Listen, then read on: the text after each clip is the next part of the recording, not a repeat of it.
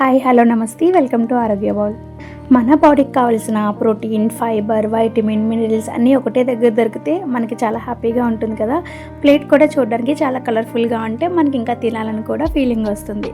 మీ డేని ఇలా ఫ్రెష్గా అండ్ హెల్తీ ఫుడ్తో స్టార్ట్ చేయాలనుకుంటే ఆరోగ్య బౌల్ మంత్లీ సబ్స్క్రిప్షన్ ఆప్షన్ తీసుకోండి.